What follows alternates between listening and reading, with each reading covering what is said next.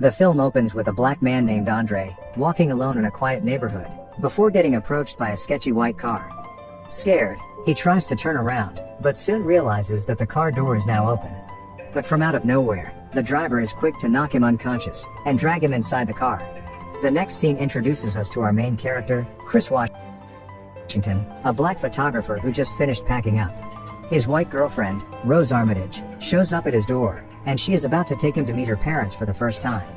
Before they leave, Chris nervously asks her if her parents knows that he's black, fearing that they might be racist, but Rose assures him that her parents harbor no such hatred. On their drive there, Chris calls up his best friend, Rod, who works as an airport security officer, to thank him for taking care of his dog while he's away on this trip. Afterwards, he puts Rod on speaker because Rose would like to say hi to him, but Chris seems jealous after hearing the two banter, so Rose teases him about it. But unexpectedly, a jumping deer hits their windshield, shocking the two. They exit the car to find one of the rearview mirrors broken, and Chris finds the deer dying just by the edge of the woods. They decide to call the police, but in the middle of questioning, the police asks to see Chris's ID for no reason at all.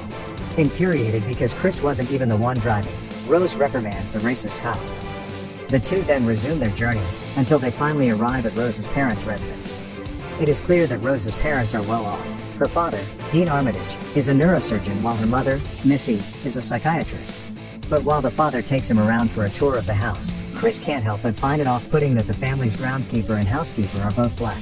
Noticing Chris's discomfort, Dean explains to him that both the housekeeper and groundskeeper used to work as caretakers for his parents, but after his parents died, he couldn't bear the thought of letting them go, so he decided to keep them around. Afterwards, the four of them sit around the porch for a chat, during which the parents announce that they're holding a house party tomorrow. Here we also learn that Chris's mother died when he was young after getting hit by a car. Since the topic seems sensitive, the parents change the subject, and they move on to talking about how they noticed Chris to be a smoker based on his mannerisms. The father offers Chris to try Missy's hypnosis therapy, which Dean claims to be effective in helping get rid of that habit. While they chat, Georgina the housekeeper pours them tea, but we can clearly see there's something off about her. Both happy and stressed expressions can be seen in her. Upon seeing this, Missy rudely tells the housekeeper to go away. But before we see Chris's reaction, they get interrupted by Jeremy, Rose's younger brother who just came home from med school. During dinner, a drunk Jeremy animatedly shares an embarrassing story about Rose in high school, while Georgina the housekeeper strangely lurks in the background. But afterwards, the atmosphere grows tense as Jeremy begins asking Chris about how well of a fighter he is, and mentions how black people's genetic makeup make them more physically strong compared to white people.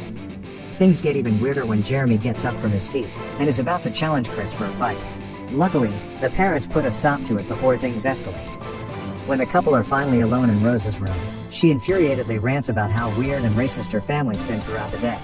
She apologizes to Chris, because she didn't expect her family to be that way. Later that night, Chris can't seem to fall asleep, so he decides to venture outside for a smoke. But in just a matter of seconds, he encounters the eerie sight of Walter the groundskeeper running straight towards him, but the man simply runs past him. When he turns around, he finds Georgina on the window, checking her own reflection and seemingly unable to see him. When Chris returns inside later, he finds Missy sipping tea in the therapy room, and decides to join her there. Here Missy begins to inquire him about his smoking habit, and asks if he'd like to try the therapy now. But before he answers, she begins stirring the tea, the scraping noise seemingly affecting Chris. She then proceeds to ask Chris very intrusive questions about what he was doing during the time his mother died. Even though reluctant, the sound of the tea stirring somehow inclines Chris to answer. Missy keeps on prodding about that particular traumatic moment from his past, and over time, he begins to cry, and eventually feels paralyzed. And as a final touch, Missy utters one word, sink, which causes him to involuntarily feel as if he's sinking inside his own mind. He desperately tries to reach up, but finds himself unable to. Missy calls this the sunken place. His consciousness has departed from his body, while his body is still paralyzed in a chair. The next thing he knows, he wakes up in Rose's bed to a text from his best friend Rod, and brushes whatever happened last night as a nightmare. He finds that his battery is low, so he plugs it in. That day, he decides to go outside to take pictures of his surroundings, and goes to see Walter the groundskeeper and tries to chat him up. Here we notice that there's something off about him. His eyes seem distant, and his accent sounds like a white person from the 50s. He also brings up about Chris's smoking habit, and asks if the therapy with Missy worked last night, proving to Chris that his nightmare wasn't a nightmare at all. Chris immediately informs his girlfriend about the hypnosis he experienced, prompting her to apologize for what her mother did. He also discovers that the hypnosis was a success, as he no longer feels a desire to smoke. Right after, the two watch from the window as dozens of wealthy white people arrive for the Armitage's annual get-together. Most of the guests are old white people, who begin acting weird at the sight of Chris. One old man seems fascinated to find out if Chris is any good at golf, because Tiger Woods is. They also encounter a lady, who asks Rose if Chris is better in bed since he's black. Lastly, Chris and Rose entertain another old couple, who remarks that black skin is now in fashion, which sickens Chris, so he walks away. He decides to look around for any nice view to shoot with his camera. This is when he stumbles upon another black man in the party named Logan King, and decides to approach him. But just like Walter, he speaks and acts like an old white person, and soon enough, his oddly very old wife walks up to him to inform him that someone would like to see him. As Logan excuses himself, Chris is even more put off by the fact that Logan doesn't seem to understand the way a fist bump works. Later on, Chris finds a blind man at the party named Jim Hudson, whose name Chris recognizes, as he is a well-known art curator who eventually grew blind from a genetic disease.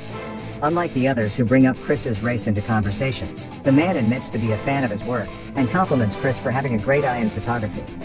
As Chris grows tired of meeting people at the party, he heads upstairs, while unbeknownst to him, everyone in the party suddenly quiets down and begins to look up. He returns to Rose's room, and frowns when he finds his phone charger unplugged, though he remembers charging his phone earlier. Suspicious, he checks in the other room and finds Georgina there, concluding that it must have been her who unplugged his phone. He then tells Rose about what Georgina did, but Rose doesn't believe the housekeeper meant any harm by it. Chris stays in the room for a while to call Rod to catch up, updating him that Rose's mother had him under hypnosis to get him to quit smoking. Rod finds this freaky, and mentions that white people love making people sex slaves and shit, but Chris assures him it's fine. Hello. Hi. He then gets interrupted by Georgina, who also speaks like an old white person, and doesn't understand any modern slangs. Snitch. Rat you out. Chris then confides in her about how being surrounded by so many white people intimidates him. Hearing this, she appears to be trying to say something, but decides against it, and starts crying instead. She says that the Armitages treat her like family, before walking away like a weirdo. When Chris returns downstairs, he finds Dean chatting with a circle of old people, one of whom asks Chris whether being African American is an advantage or disadvantage these days. Chris takes this opportunity to summon Logan to get him to answer, while he secretly takes out his phone to take a picture to show his best friend Rod, because he feels like he recognizes Logan. But unfortunately, he forgot to turn off his flash, and as soon as the camera snaps, Logan has a nosebleed. He then becomes hysterical, and lunges at Chris while screaming at him to get out. The man gets escorted away, and the next scene shows Dean explains to them that Logan is epileptic, and the camera flash triggered him. Logan then walks out of Missy's therapy room to announce that he's feeling a lot better now, and would like to head home with his wife to rest. To lighten the mood, Dean asks the guests to participate in a party game, but Rose notices Chris looking glum, and decides to take him away for a walk. In their absence, the family and the guest actually start holding a weird auction with Chris as the prize. The blind Jim Hudson coming out as the highest bidder in the end. Meanwhile in the woods, Chris confesses that ever since the hypnosis, he's been feeling weird things, and that he feels as if he recognized Logan when the man was freaking out earlier. He also expresses how he wants to go home, so Rose agrees and they plan to return to the city in the morning. The sky is dark when they walk back to the house, and the last of the guests are climbing inside their cars to go home. When Chris is alone in Rose's room, he sends the picture he took of Logan to his best friend Rod. It turns out that Rod knows the man, Andre Hayworth, who used to date one of their friends. Rod begins freaking out after Chris tells him how the man has seemingly changed his name, and seems to be in a relationship with a very old woman now, but Chris's phone battery dies before they can talk further. Realizing that something is definitely off, Chris informs Rose that they have to leave now. Rose doesn't object, but she needs to retrieve her bag first. When Rose leaves him alone in the room, the sight of the open closet intrigues him, so he decides to check it out. It is at this point that he discovers various pictures of Rose in prior relationships with several black guys. Not just guys, there are also photos of her with both Walter and Georgina. Apparently, Chris isn't the first black guy Rose has been with after all. And then suddenly, Rose comes back in to tell him that she's ready to go, though she can't seem to find her car keys in her bag. Not wanting to waste any more time, Chris urges her to go downstairs, but the brother Jeremy is blocking the front door, while Missy stands in the foyer with her tea ready.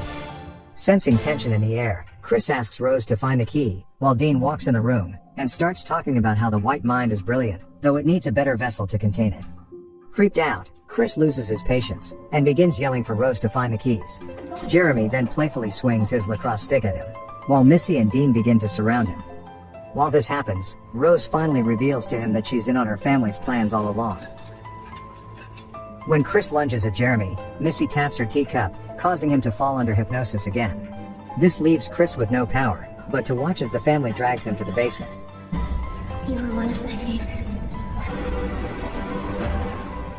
Meanwhile in the city, Rod is starting to get worried. He tries calling Chris multiple times but receives no answer, so that night, he decides to do a Google search on Andre, and discovers a missing person article of him. Back to Chris, he finds himself strapped to a chair when he wakes up, unable to break free despite his efforts. The TV in front of him suddenly turns on, playing a recording of a white man, who is none other than Rose's grandfather. He begins speaking about how Chris been chosen because of his genetic advantage as a black man. Up next, a recording of tea being stirred plays, which knocks Chris unconscious again. On the next day, Rod goes to the police trying to report how he suspects that his friend Chris is being held hostage by a white family. He explains that they kidnap black people to be sex slaves, but the police only laugh at him. This doesn't stop Rod. He tries calling Chris's phone one more time, but this time, it's Rose who answers. She pretends to act confused, saying that Chris called a cab abruptly and left 2 days ago, but Rod could see through her lies. However, when Rod begins recording their call, Rose shows her manipulative side by changing the subject and saying that she knows how badly Rod wants to bang her, which weirds him out and gets him to hang out. While this is going on, Chris wakes up again in the basement to find blind John Hudson on the TV. He calmly explains to Chris that a surgical procedure is going to happen, which involves transplanting his brain into Chris's body. After this is done, Chris's consciousness wouldn't be entirely gone, but he will be a passenger in his own body, sinking in the sunken place. As it turns out, Rose's family has been transferring old white people's consciousness into young black people's bodies, granting them preferred physical characteristics and a twisted form of immortality. But in John's case, he wants Chris's eyes the most. After the call ends, Chris notices the cotton sticking out of his armrest, right before the tea recording plays again, forcing Chris to ready himself to pass out. Just in the other room, Dean begins the brain transplant procedure, while Jeremy goes to retrieve Chris. He removes the straps holding Chris to the chair, and gets an IV ready. But when he's not looking, Chris beats him with a lacrosse ball. It is revealed that Chris blocked the hypnosis trigger, by plugging his ears with cotton stuffing pulled from the chair. He then eyes the mounted deer on the wall, and gets another idea.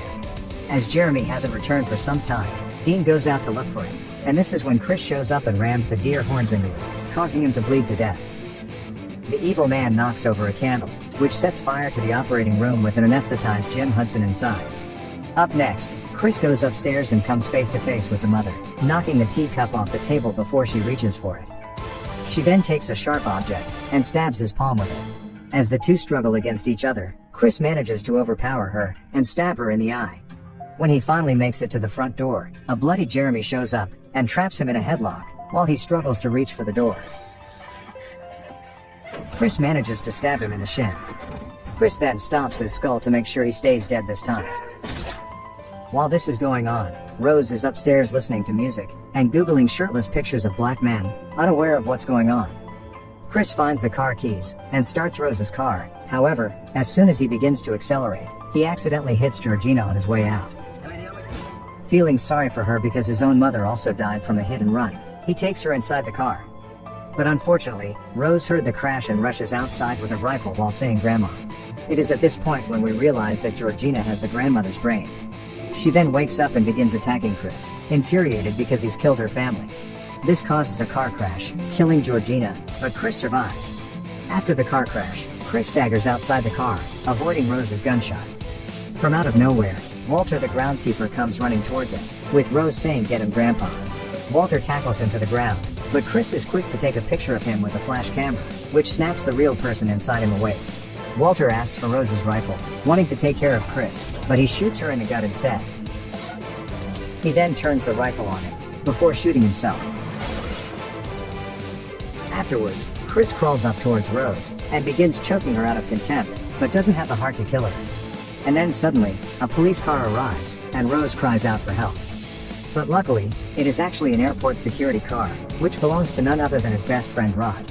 The two quietly climb inside the car, and drive away, leaving Rose to bleed to death in the middle of the street. And this is where the movie ends.